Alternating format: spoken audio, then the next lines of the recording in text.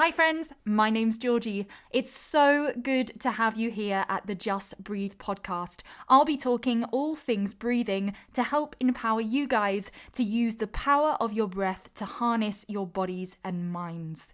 In today's episode, I'll be chatting to Nick Heath, aka the Breathing Diabetic.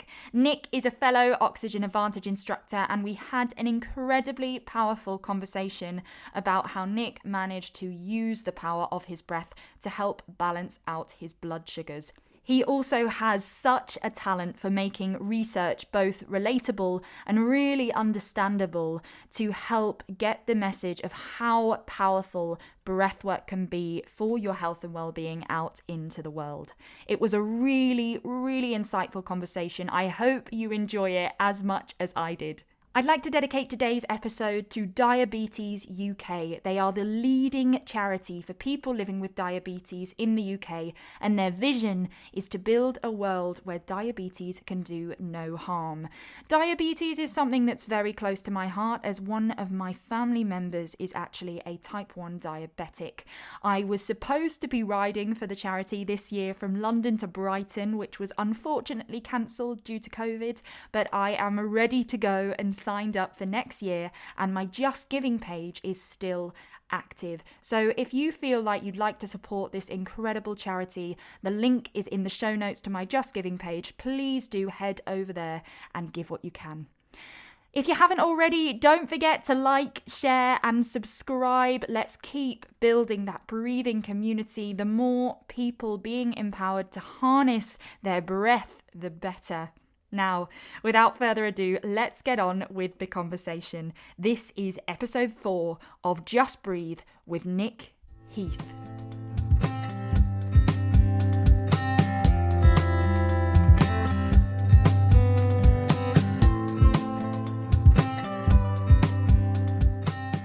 Hey Nick, welcome to the Just Breathe podcast. Such a pleasure to have you on. How are you doing? I'm doing great. Thanks for having me. Awesome. Remind me where you're calling in from, because it is super early there, right? Yes, I'm in Satellite Beach, Florida. Whoa. It's 5 a.m., 5:08 a.m. So Oh my goodness. Good job you're an early riser, hey? yeah. Probably to do with the fact that you breathe so well. Maybe. I've always been kind of an early bird. I like the mornings. Me too, to be honest. Me too. The morning, it's a beautiful time to be awake. I think I'm more of a sunrise person than a sunset. Yes, likewise. For sure. So I'd love to delve right in just to a bit of your history.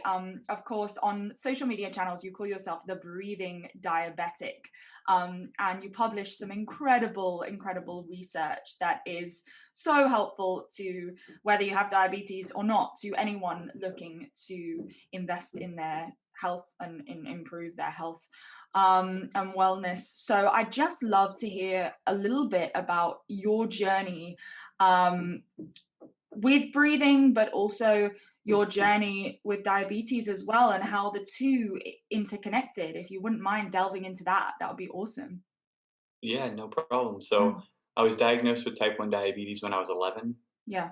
And after that, kind of a standard kid, I went through life not caring too much about my blood sugars, just Right. managing, getting by. I was always very active into like skateboarding and then surfing and things like that. So I kept active, which helped my blood sugars, but never really cared about anything. Right. When I was in college, I did start eating better. So I read a book called The New Evolution Diet by Art Devaney, and that got me just, as silly as it sounds and kind of ridiculous looking back, I'd never made any connection between the food I ate and my blood sugars. And Right. of course, that has a big impact. But so I changed how I ate, and that gave me better blood sugars. You know, I was feeling better, more energy. But the kind of step into understanding breathing started with, like a lot of people, Wim Hof. I Right. began, I heard him on a podcast. He's Mm. very charismatic, and he makes you really excited about his technique, and he Yeah. still does it to this day. Anytime you hear him talk, he's very just he's a very good speaker. In I any think it's case, that Joe Rogan episode that really yes, hooked everyone in, right? yeah, the That was first kind one, and yeah. Tim Ferriss, Yeah. yes, he got. Yeah. And yeah, so I started doing that, and I actually, I just thought, oh, this is really nice. It gives you energy, and I started doing it pretty pretty regularly, almost every day for maybe a year or less, maybe Wow. not 9 months, maybe 9 months. But the thing was, is I wasn't. It felt really good while I was doing it, and I still Mm. try it every now and then. I still, it's nothing. But I did start noticing my energy levels kept dropping throughout the day, where I just Right. was always exhausted. Yeah. And just randomly, I heard Patrick McKeown on a podcast, and he Hmm. was talking about the oxygen advantage. Mm. And he's talking about, you know, all of this science-based research of all of these different papers that have been published that have shown how these simple breathing methods of really, really simple stuff like breathe through your nose at night, all these little teeny things have such a big impact. And so I was like, okay, that sounds pretty interesting. He's really focused on the research side of things. That kind of clicks with me and my personality. So I went out and bought some paper tape. I taped my mouth shut and breathed through my nose one night and slept amazing. And I was like, this really works. So I read his book and started kind of following along with what he found through his research, and that led me to continuing to try that, to do slow breathing, little mini breath holds and walking breath holds.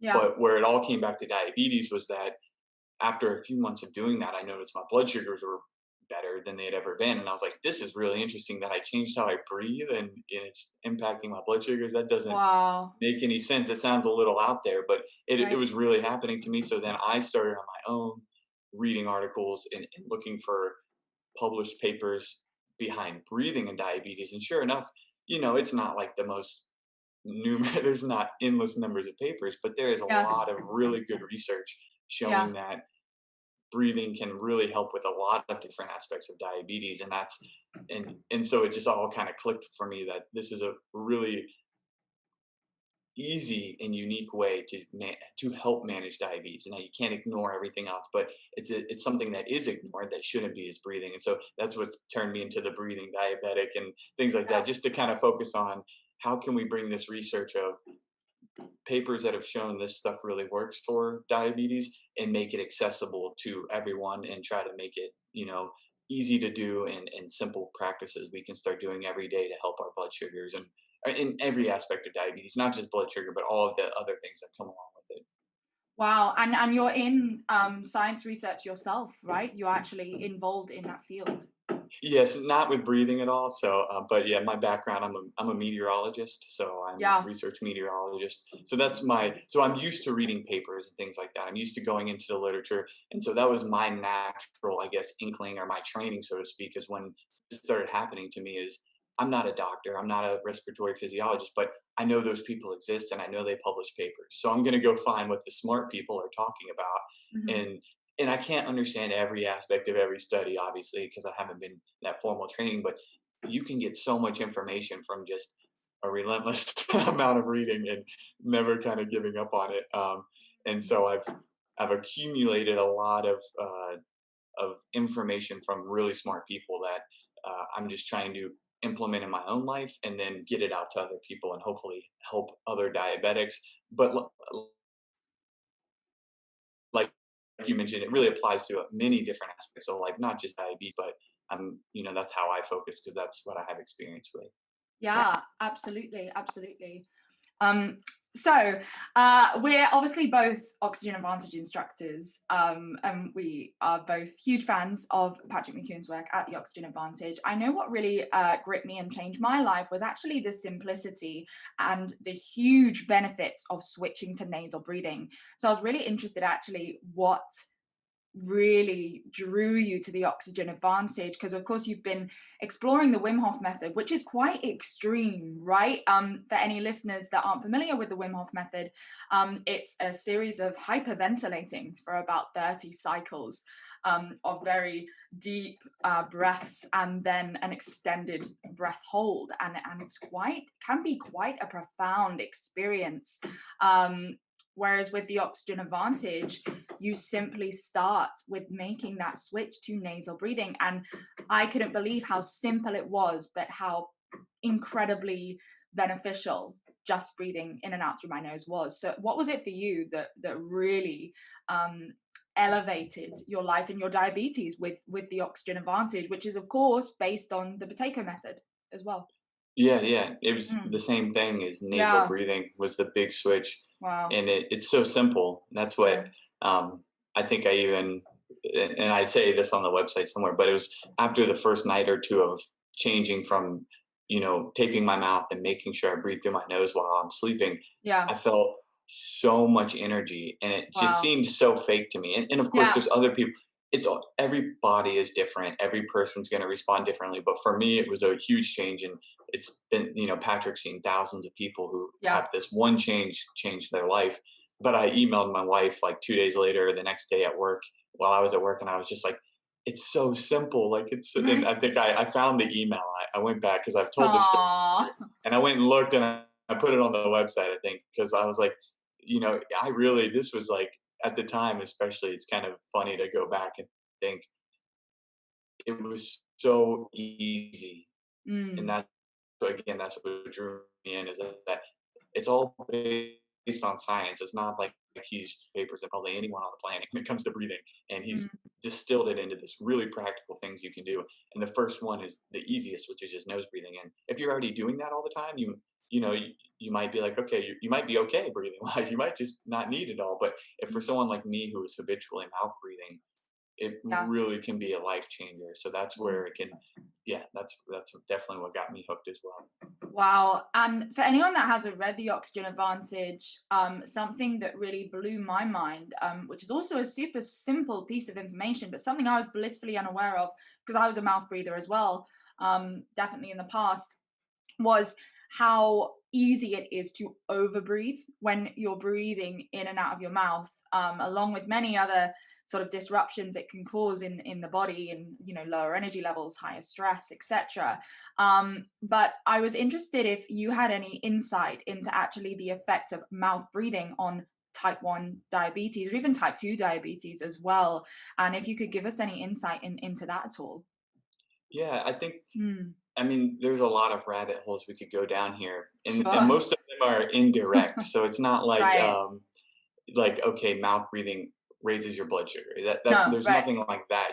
But so I guess the first one would be the over breathing aspect of what does breathing too much do, and Yeah. a big part of it, especially mouth breathing, is your upper chest. Right. And so you're not getting a good ventilation, perfusion matching of the air and the blood flow in the lungs, and Yeah. so you're getting less oxygen, and you're also and so that's one thing, and that gives you this kind of stress response, that faster upper chest breathing that typically comes with mouth breathing. Now, of Yeah. course, we could sit here and breathe through our mouth very slowly, but typically it's faster and more upper chest. That gives you this sympathetic response. So Mm. that puts you in a state of stress. Right. That state of stress makes you more insulin resistant. So that's going to, Mm. make the insulin you're taking or that you're producing if you're type 2 diabetic less effective.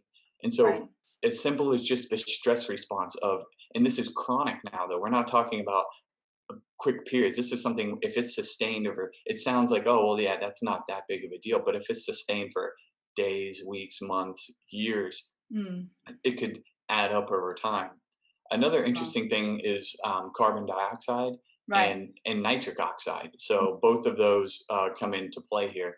The carbon dioxide role is that when our stimulus to breathe is carbon dioxide. So when we Yeah. feel that air hunger, when we feel we need a big breath, it's not that our body's sensing low oxygen, it's that it's sensing higher carbon dioxide. Right. And so if you get a mismatch of where you physiologically need to be with carbon dioxide, Mm. then you start to overbreathe more and you breathe too much and you get rid of too much carbon dioxide, Yeah. which, okay, people think it's just a waste gas. And okay, what's the big deal as long as you have oxygen? Well, it Right. turns out, as you already know, that there is a big deal there because if you don't have enough carbon dioxide in your blood, it's harder to use the oxygen that you're breathing. Yeah. So it's counterintuitive, but by breathing more, you're getting less oxygen delivered to your cells. And that's something called the Bohr effect. Yeah. It's referred to as a right shift of the oxygen hemoglobin dissociation Yeah. curve. And Yeah. Yeah. basically, That it's just all, mouthful. yeah, exactly. It's a big mess of rabbit holes and YouTube videos you can go down. But 100%, 100%. But is it that's so interesting actually, because the word that stood out to me there, and I think the word that will stand out to a lot of people listening, is the term stress.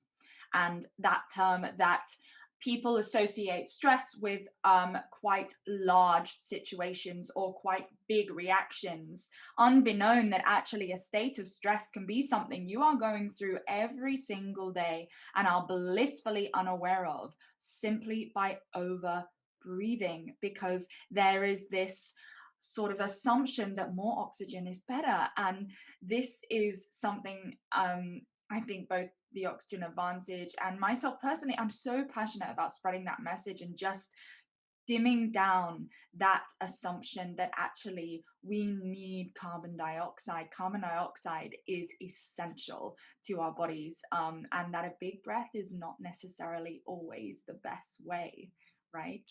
Yeah, and I'll actually pull on that thread a little bit because, Mm. we do think oxygen is most, and oxygen is the most important, right? It is the Right. Yeah. fuel for each cell.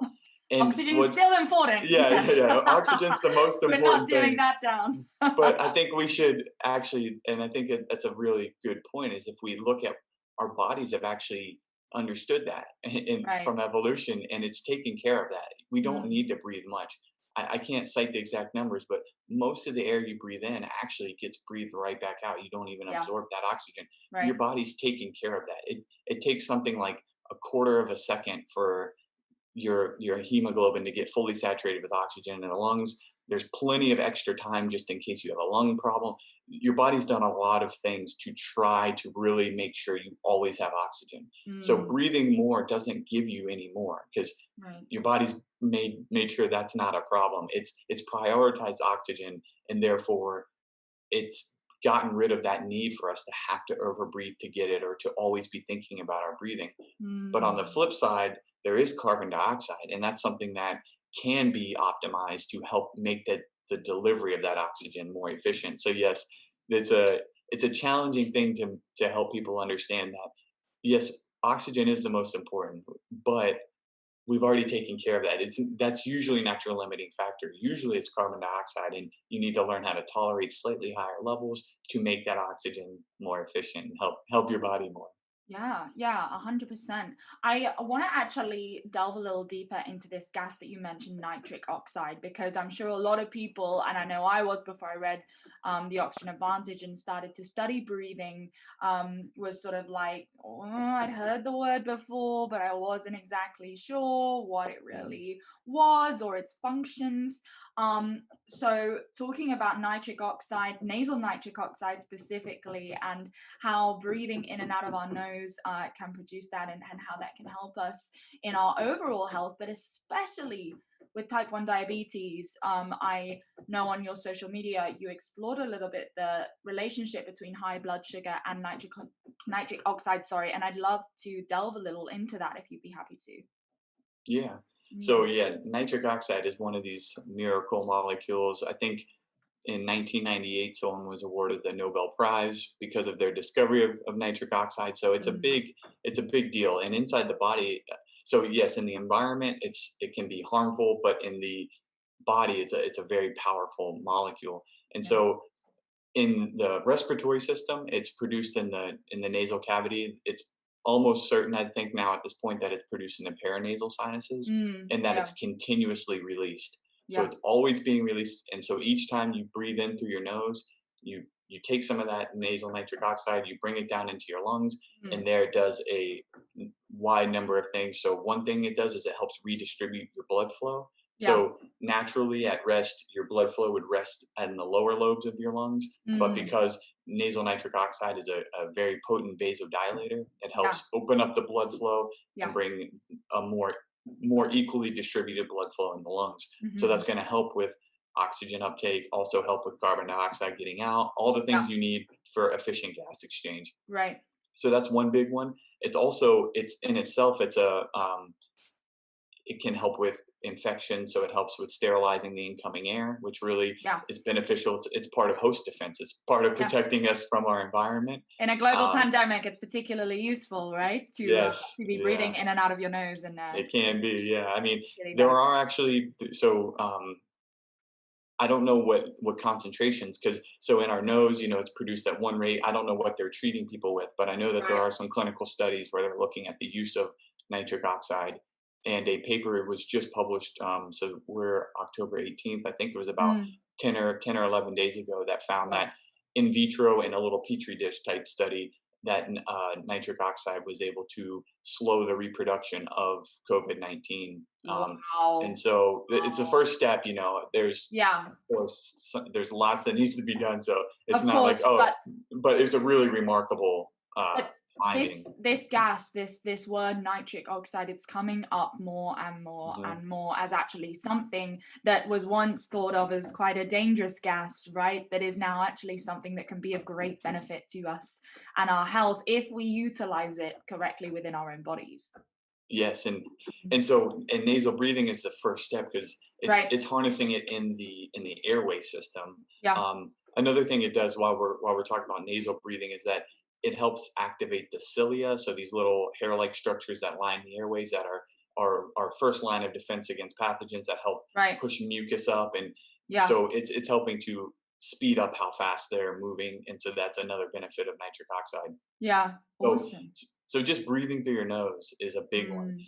And so to get to one aspect where just that change helps diabetes is that there's one study, it was back in 1996 that was published, that showed that when you breathe through your nose versus, so just on the inhale, so if you inhale through your nose versus Hmm. inhaling through your mouth, you can increase your tissue oxygenation, so the oxygenation throughout your whole body on average by about 10%.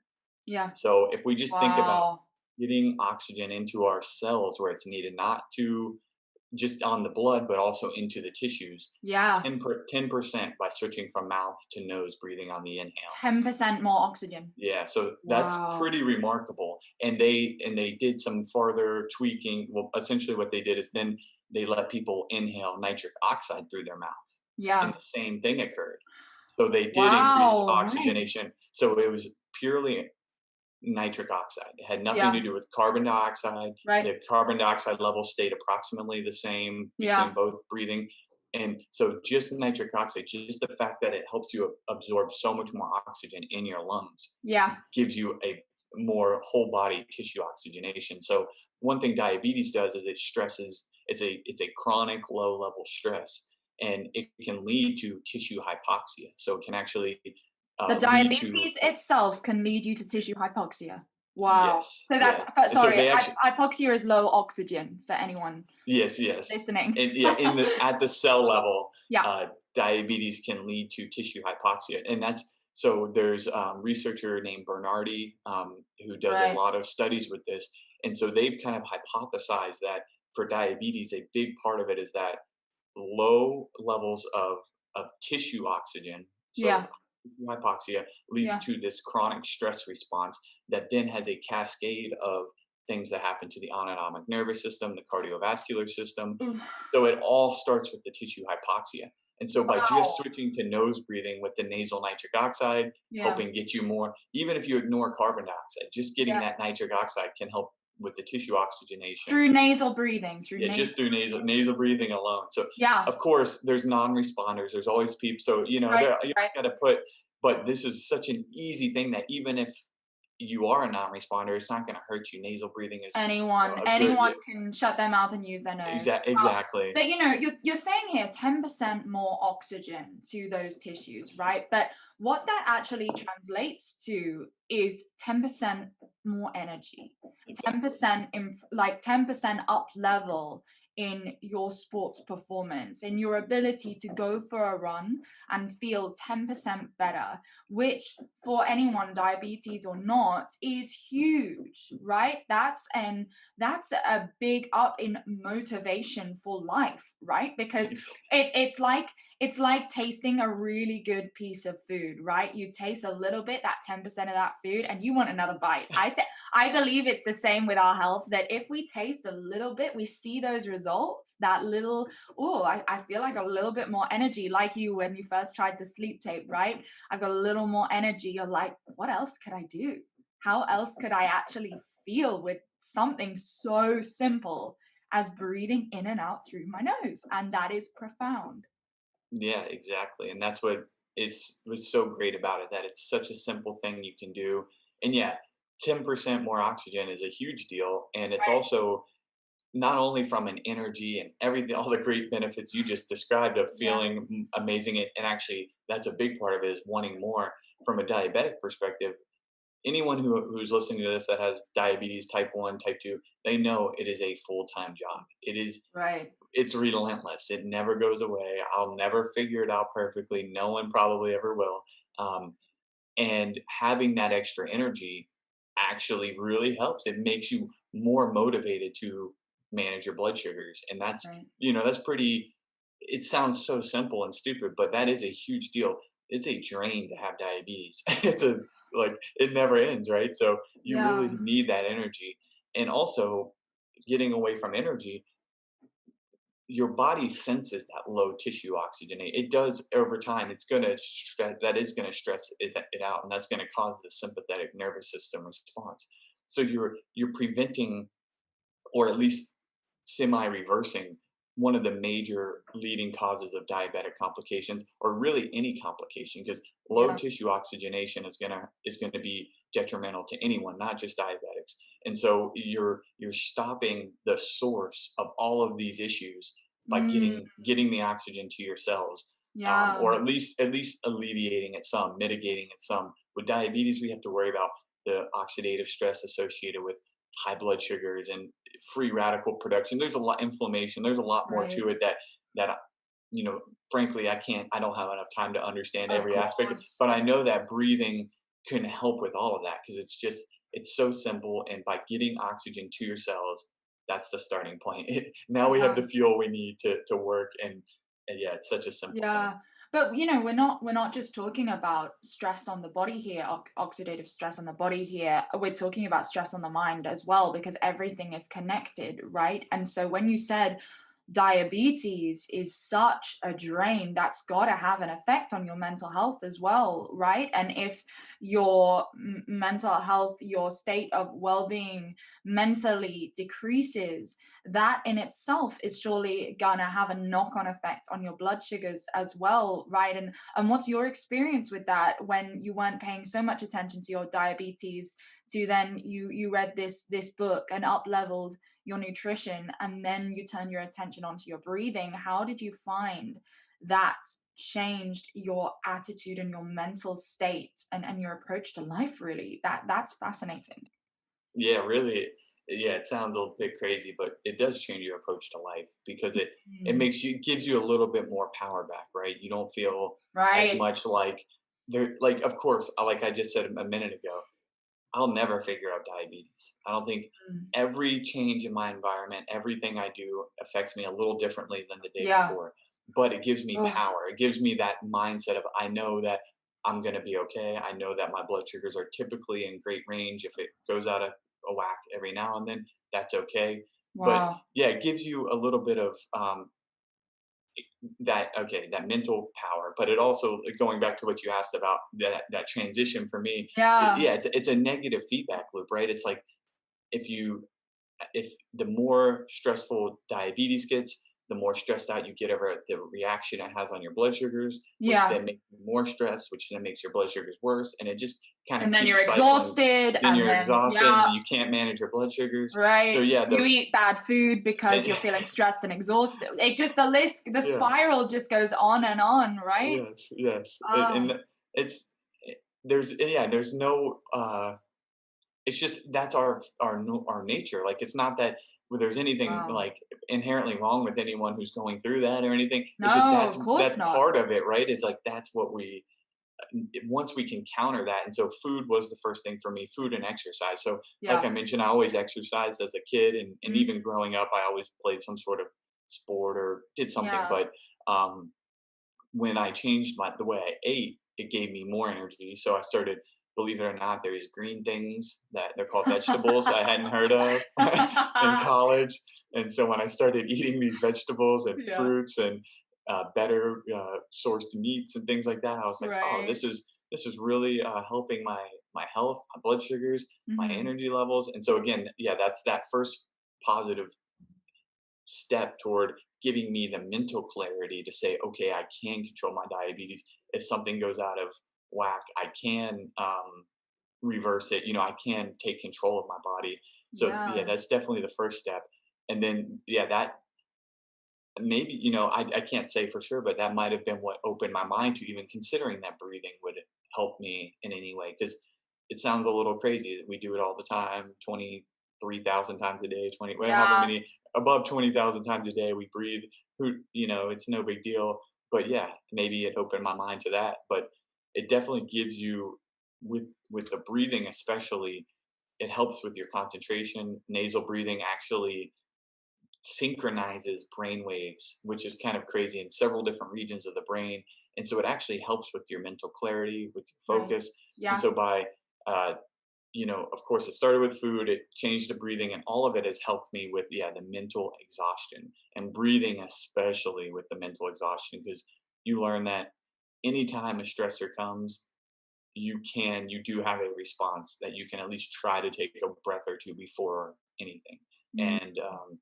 And it actually has become a habit for me, where it's not even that I think about it. It's just that you naturally start. I mean, I'm kind of crazy that I study this stuff all the day. I'm like, whenever I have a free I didn't minute, think it's crazy. I I'm mean, reading. So it's I'm a little, fascinating. you don't need to go that far, but really just these simple changes of nasal breathing, breathing slower, they help train your body to activate these parasympathetic, these rest and digest relaxation responses that you can tap into more frequently. And as a diabetic who's going through, I think we're at like double the risk of depression and things like that. There's so Oh, many wow. mental health issues associated with Yeah. diabetes, simply because when your blood sugar's going from 300 down to 45, and your body thinks I'm going to die, and it's in a super stress mode, and then it's Wow. your blood sugar is going way up, it's inevitable that you're going to have some mental uh, Yeah.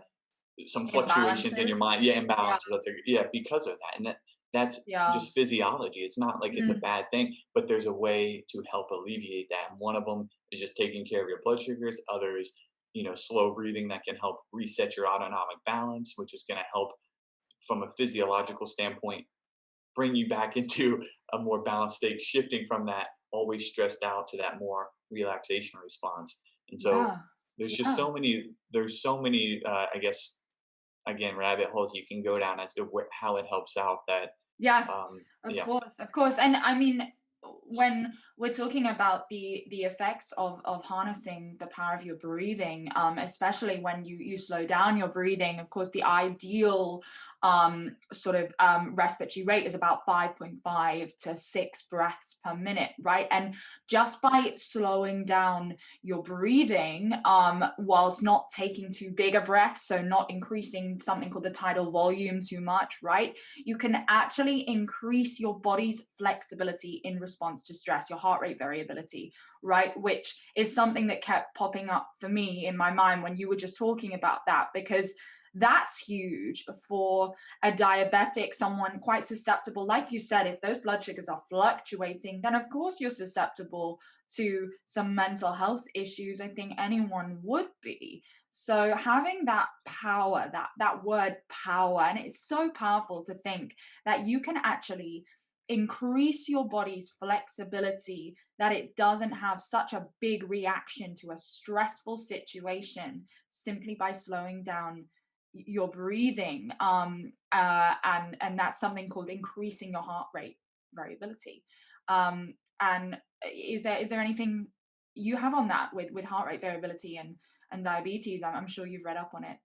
Yeah. So, and, Ton. and I love what you said there, because, it sounds a bit like woo woo, like, oh, you can increase your power, but it is there with the Seriously. measurements. So with heart rate variability, there's Yeah. measurements. Yeah. They're proven. There's another one for diabetes that gets measured often called the barrel reflex sensitivity, which Right. is just a measurement of, we'll call it of autonomic function, but it's really a regulator of your blood pressure and the Mm. response of heart rate to blood pressure fluctuations. And so diabetes at rest. So if they took, a random sample of diabetics versus a random sample of healthy people, typically the diabetics will have lower heart rate variability, Right, lower, which means you react more susceptible. Yeah. much quicker to stress. You like an example I always use, that if someone like bumps you on the shoulder, someone with a smaller heart rate variability will be like, hey, whoa, and all sort of freak out, and then someone with a bigger heart rate variability will sort of have a bit of a calmer response, a little bit more practical. So that's what we mean when we're talking about a lower heart rate variability or a higher one. Yeah, that's a good analogy of like, because it's putting you at a state of higher robustness, of Yeah. being able to withstand more Resilience. resilience. And Yeah. in the problem is that when with a lower heart rate variability, what that's really signaling is that you're already under a little bit of stress, that your cardiovascular and Yeah. autonomic functioning is already under a little bit of stress. So that Mm. little nudge triggers a way bigger response than if you're more robust and you've kind of balanced out that stress and you've gotten away from that purely sympathetic state. And so yeah, when you look at the diabetics, they typically have lower heart rate variability, lower barrel reflex sensitivity, but Wow. breathing at about 5 to 6 breaths per minute. There's a little bit of variation among people. Some need slower, some need slightly faster. But like you Right. said, most people you can safely say about 5.5 breaths per minute. It brings their heart rate variability up. It brings their barrel reflex sensitivity up. It brings all of these back into balance. You're basically bringing everything back into synchronicity, or I'm Yeah. sorry, that's the wrong word. Synchronicity. Coherence is the word that gets used a lot in Coherence. Well, yeah, the it's breathing actually, they call it community. coherent breathing, Yeah, don't they? Because it literally, when people say the phrase "I can't think straight," it's often because their body's in a state of stress. So it's literally bringing that coherence back to your body and mind just by slowing your breathing down. And you can practice this for like 10 minutes, right? Quite literally, you can Google coherent breathing and a little bell timer will come up that you can literally breathe in and out to, and it's as simple as that. No spiritual woo woo. yeah, And I exactly, don't get me wrong, I love the spiritual woo woo, but it's not for everyone, right? And exactly, yeah. sometimes just following a simple bell, breathing Mhm. in and out, that they know is going to time their breathing to that cadence of 5.5 to 6 breaths per minute, um, is something. But the fact that that can give you so much power, why wouldn't you try that, right? Breathing is free and it's right there anytime. And that's what I was about to say. Breathing is Right. free. No, of course, there's people that can help you and get you right on track and make sure it's right for you. But for the general population, you can just Google it, grab an app.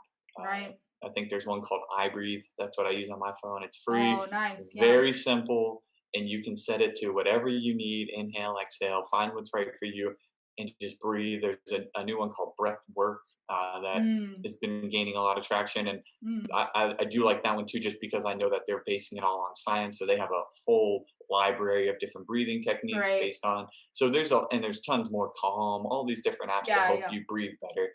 But for the most part, it's free, it's simple, and it gives you the emotional side of things where like you feel good, but it's also there's all these physiological markers and science behind it too. So whether you care about the science or not, or whether you Yeah. don't care about the other side, Doesn't it matter, doesn't matter. right? Either side can be happy because there's tons of science.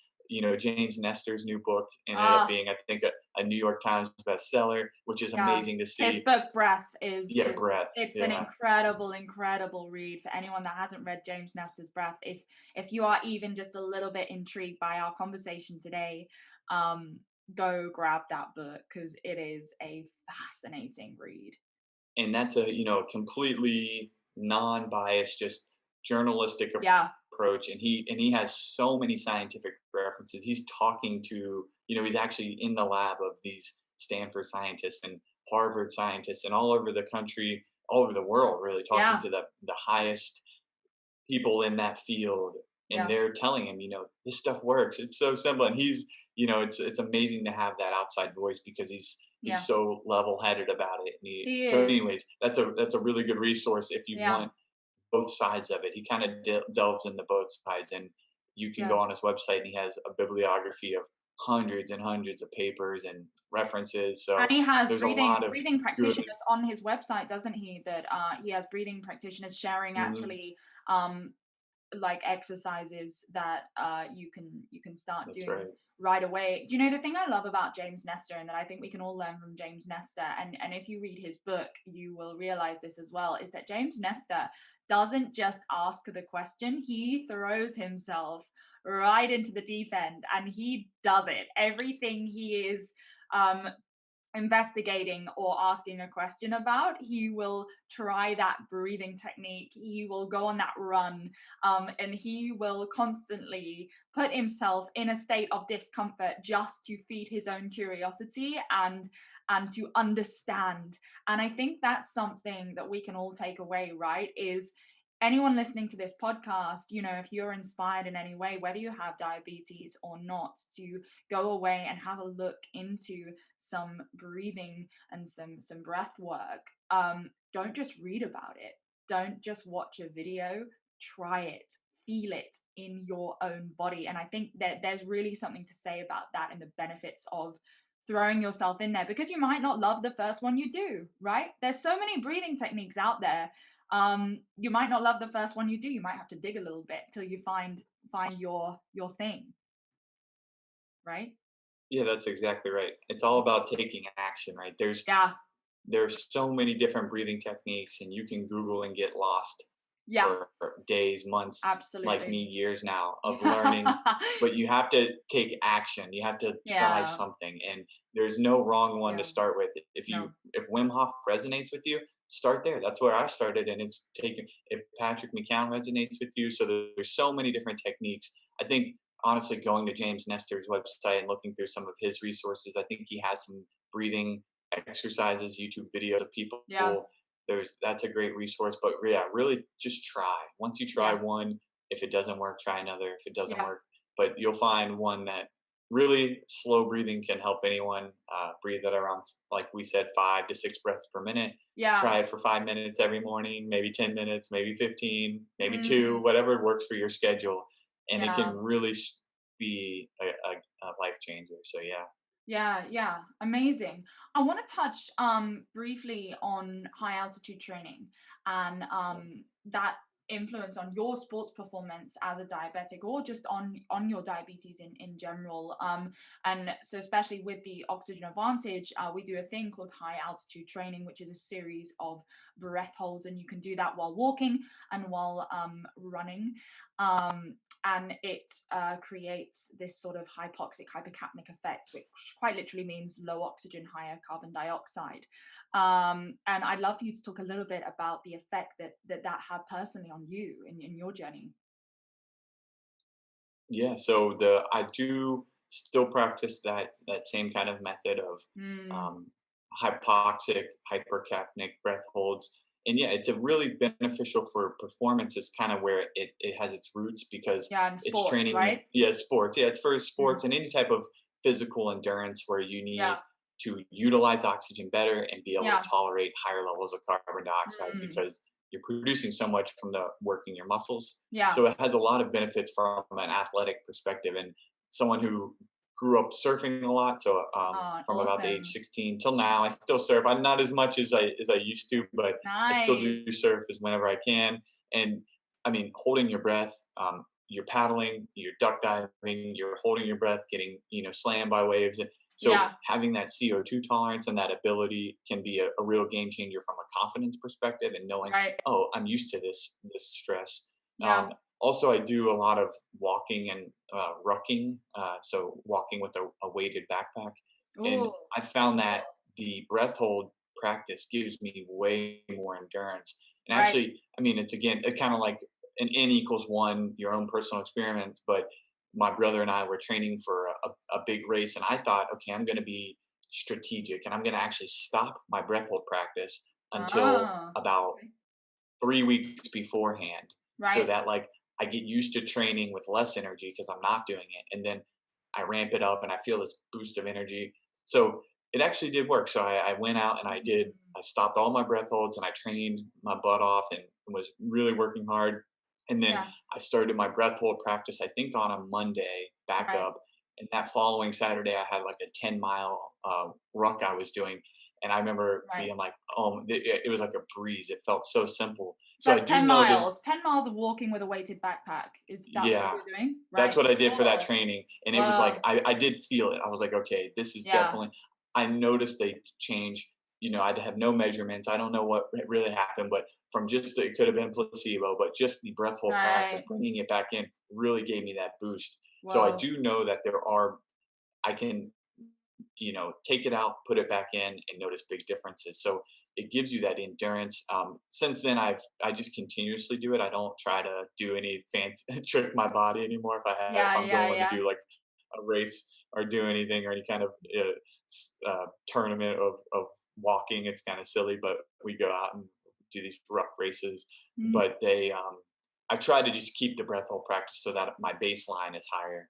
Yeah. But from a diabetic's perspective, so that's kind of using it for performance. I definitely Right. do that just like everyone. But from a diabetes perspective, there's actually a lot of benefits. So I was just mentioning earlier, I said, oh, the root of all diabetic complications is tissue hypoxia, Right. or Low so they oxygen. think, Tissue low low oxygen. oxygen. Right. So why would we subjectively hold our breath and Reduce the reduce the oxygen. oxygen even more? That makes Right. zero sense. Right. Yeah. So anyone listening might say this is contradicting, but it's the effects of holding your breath stimulate a whole host of other benefits Right. by your spleen contracting, releasing Yeah. more red blood cells. So it actually on the back end, it has that you have a higher oxygen carrying capacity. Mhm. It can stimulate the production of EPO, which helps mature red blood cells Yeah. I think from the bone marrow. So Yeah. so holding your breath, although at the moment it reduces the oxygen, the counter to it, so the body's adaptation to it is to increase the oxygenation so that Mm. over time you're actually increasing your body's oxygen carrying capacity, increasing the oxygen delivery to the brain, to Yeah. the cells. And so it can do so that's a big part of it. Also can help with insulin sensitivity. So Right. it's been shown that intermittent hypoxia can help improve insulin sensitivity in type 2 diabetics. So Wow. there's some added benefits for diabetes that can, again, you want to do it safely. You don't want to It's hurt all about yourself. balance, right? It's Really, all you can about get everything balance. you need. Yeah, exactly. You can get everything you need with the slow breathing and nasal breathing. But Right. if you feel like you want to go to another level, there are breath hold techniques that can be beneficial for diabetes if done Mhm. safely and in the right environment. Yeah, and it's I think that's really important to say to anyone actually that when sometimes I think people discover the oxygen advantage and discover Wim Hof and these breathing techniques, they get really excited and can sometimes have a bit too much of a good thing, because what we're doing with those breath holds, of course, is we are on purposefully putting our body into a state of stress, but little nuggets of stress for our body in a conscious way can be very, very beneficial. But of course you can definitely have too much of a good thing, right? And I know Patrick McKeown, I don't know if you saw it, he said in one of the trainings, it was brilliant. He said if you eat one apple it tastes great, you eat two apples it's okay, three starting to get really bored now, and four you're going to feel really sick. And it's exactly the same with breath holding, that you don't really want to go over sort of 5 reps per day of breath holds. Would you agree with that? Yeah, that's been kind of Yeah. my rule of thumb. And Yeah. I've also seen one big review paper that showed that about anywhere from 3 to 15 cycles of Right. hypoxia can be beneficial. So there is a range. Some people There might is a need even range. less, maybe only Right. 3. Some might, yeah. So there's a range, but yeah, I would say Yeah. 5 is a really good baseline for like. Especially for I someone hardly new ever to go it, over right? 5. Especially for someone Yes, starting out. yes. Yeah. Yeah. Yep. It's kinda like going to the gym, right? It's a Yeah. workout for, like you said, it's a conscious stress. We go to the Yeah. gym, we stress our bodies, we lift weights, and no one thinks anything of it. But if you bring up breath holds, they're like, "Oh, that seems crazy." But really, it's the same concept. We're stressing our body for the adaptation on the back end. And so Mm, you don't go to the gym all day. You don't no. work out all day long. That Yeah. ends up being more harmful. So, you do it consciously. You go out and you do, whatever for that exercise. It's the same thing with breath holds, but it's on a much smaller scale because of the extreme adaptations you get. So 3, 5 sessions a day, 3, 5 or 5 breath holds a day is going to be more than enough for the average person to Mm. get to get benefits. But again, you want to do it usually with the help of someone to get you started, so that you know Yeah. how to look at a pulse oximeter, how to make sure your cardiovascular system is okay, how to Yeah, make of sure your course. breathing's okay before you do it, and all that. Yeah. Make sure you're doing everything safely, etc. Yeah, Yeah. exactly. Yeah, Yeah. of course. Do you know, through this whole conversation, it's so interesting and so inspirational, actually, to me, how with your diabetes and your relationship to diabetes, you've actually used something that is often seen in quite a negative light as something that holds people back, or something um that is a trouble for people, and you've actually used it to empower yourself to discover all these incredible things. And I'd love for you to talk a little bit about that, if that's all right, about diabetes, and how actually it's been a part of your journey that's actually led you to some quite brilliant things, like the oxygen advantage, like the Wim Hof technique, like this nutritional book that you read initially. Yeah, I'd love to hear about it, because I just think your journey is really inspiring, and I think a lot of people with diabetes could feel very inspired themselves as well, to possibly broaden their perspective, that their diabetes does not define who they are. It is not a wall that is gonna stop them from being the person they want to be. Yeah, that's a beautiful way of saying it. And Yeah. it's interesting because when you look at a lot of these health websites and these any people, it's almost like it requires something bad to happen for you to go to the other extreme of like. So I always argue that diabetes is actually the best thing that ever happened to me, because Wow. without that I love stress, that. how else would I have been motivated to need these tools to understand my body, to go spend my mornings and afternoons reading about physiology and things I would have never cared about because I would have just been fine. Right. So it always, I think it takes, you can, yeah, of course you can look at it as a bad thing, and it is, but it also gives us an opportunity to say, yes, I have diabetes. That means I have to be healthier than the average person. That means I have to try harder with my focusing on my mental health, my Yeah. physical health. There's a lot of things I need to take care of, but it actually, you overcompensate. You end up maybe being healthier in some aspects because of diabetes, and Yeah. it helps you focus on your food. So I definitely think that there is something powerful about having, I don't think type 1 diabetes is that bad. I mean, I've had it for so many years now. I guess Right. it's it's almost 22 years now I've had type 1 diabetes. So I'm used to it. So someone who doesn't have it might think, oh, that's really crazy, but it's really not that bad. Then and people have far worse. Right.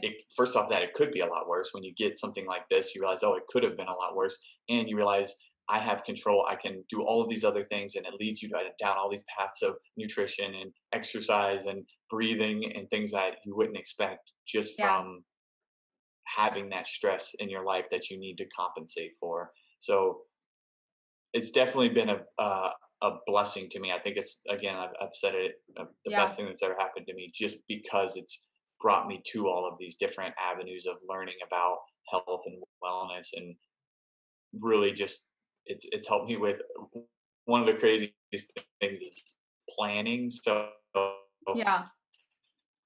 as a diabetic, you're always Oh, I've lost you.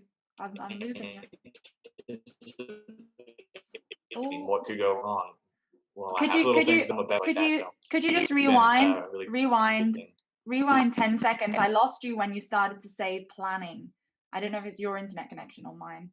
I don't know. Yeah, you went kind of blurry too. Yeah, I was just saying with the planning, Mm, it's been so we always have to worry about glucose tablets, or how much insulin do I have yeah. on me or in the Right. fridge, how much test strips do I have left, or if Man. Right. supplies if you're on a continuous glucose monitor, and all these different things. Yeah. And so that preparation of always being prepared for the worst case scenario is really beneficial in life. I'm always kind of Yeah. probably over prepared.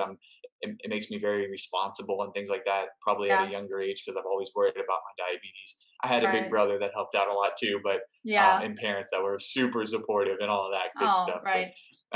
But in any case, it can definitely be a benefit in disguise. And once I realized that, I was like, I mean, of course, there's days I hate my diabetes. I'm not always like, oh, Right. it's the best thing. But for Of the most part, I course. feel like if it hadn't been for that, I would have never become who I am. And that's, that's really important to me. Yeah. Yeah. Wow. That is incredible. Yeah, so inspirational. I actually heard something this morning on a thing I'm watching called the Embodiment Conference. I don't know if you've heard of it. It's an No. amazing conference. If um, anyone listening wants to check it out, it's this weekend, and they have some incredible content from many health and wellness experts from all around the world about breathing, mindfulness, um, physiology, science, so many things in it. So there's some amazing talks. And there was an incredible lady from the Potato Method that was speaking, and called Sasha, oh, Yakovleva. I maybe said her name wrong. Apologies, Sasha, if you ever listen to this. I think Sasha Yakovleva from the Potato Method, and she said our breathing patterns are a reflection of our lifestyle. And our lifestyle is very different to that of our ancestors. And she was speaking about how much of the population is over breathing without realizing, simply because our world and what our world demands from us in terms of instant responses, instant emails, instant messages, to always be on, has actually in turn sped up our breathing as well. But I think the beginning of what she said there is so poignant to what we've been talking about. Our breathing patterns are a reflection of our lifestyle. And as you seem to, in your journey, have up-leveled your lifestyle, you have up-leveled your breathing, and it's not like they're two separate entities at all, right? They completely bind together, and it's this circle that can either lift you or trip you up. Exactly. And you can Mm. use it the other way too, that you can take the breathing and make it, so if you repeat the quote, you said breathe, it's a reflection of your lifestyle. Our breathing patterns are a reflection of our lifestyle. So if you change your breathing patterns, it can also change your lifestyle, because if you Right, slow down your breathing and relax, it's going to make you calmer and less right, stressed. Whereas if your lifestyle is very stressful, then it's going to make your breathing crazier and more rapid and more hyperventilation. So you can right. definitely, it goes both ways. It is definitely interconnected. And I think breathing is one of the quickest, easiest tools we can do to try to offset some of those issues with our lifestyle, Yeah. with that disconnect of too much time in front of screens like these and looking at our phones and Yeah. Yeah. of course we're not going to fix all that, and that's fine. It's fun. We all enjoy it, being silly and doing that stuff, but Yeah. there are tools we can use Right. to To help. Yeah, balance ourselves out, right? exactly, to help Yeah. balance and help mitigate some of the issues with our current environment, to Right. navigate it, not go live in the woods, but navigate our current environment. I mean, it sounds nice sometimes, Yeah, right.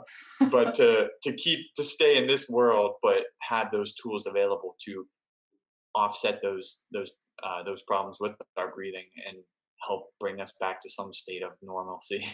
Absolutely. So, oh, amazing. I mean, just to finish, for anyone out there who is suffering from diabetes, what would be your number one piece of advice for them to begin their journey? If they're really resonating with, like you said, you're at a stage where you weren't paying too much attention to your diabetes, you were just sort of hoping it would sort itself out. Um, what would be your number one piece of advice for those people listening? Well, I'll bring it to breathing, since that's what my website's all about and all of that. But Absolutely. yeah, just try one. I would say Try sit one. down and try. Start with 6 breaths per minute. Let's start at the kind of the base of where most of the research says that's where you get the benefits. And try for 2 or 5 minutes for a week and see how you feel, and Yeah. start from there. And if it doesn't do anything for you, if you feel like it's useless, then maybe start with nutrition or start somewhere else. It all comes back, and maybe one day you'll be interested in breathing. I'm not here to try to tell anyone they should breathe differently, but I do think that Course. it can have such a big impact, and I just want to make the information available. So I would say try slow breathing for a few minutes a day, see how you feel, and then you decide what's next for your diabetes and how it makes you feel. But I think that there's a lot. There's many paths you can take, but breathing's a good place to start. That will build a foundation for the rest of it, for nutrition, for exercise, for good sleep, all of the things that are important to diabetes. Breathing sits at the base of those. So if you get that right, So the rest will start. foundational. Yep, the Yeah. rest will start to build on top. So Yeah. Even just closing your mouth and breathing in and out of your nose yes, can be the a great nose place breathing. to start, Yeah. right? Yeah. Nick, thank you so much for coming on the podcast. I have personally been really inspired by this conversation, and I hope a lot of people listening have as well. Thank you so much. Yeah, thank you so much for having me. It's awesome. I'm just gonna pause for 1 second. Can you hear like a banging? Yeah, it's on my end.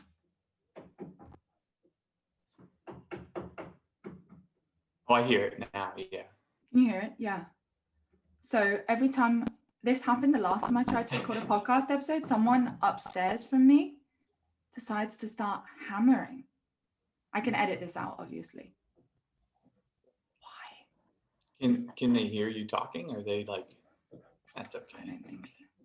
I mean, it may be slightly in the background. I didn't even notice it, but didn't you?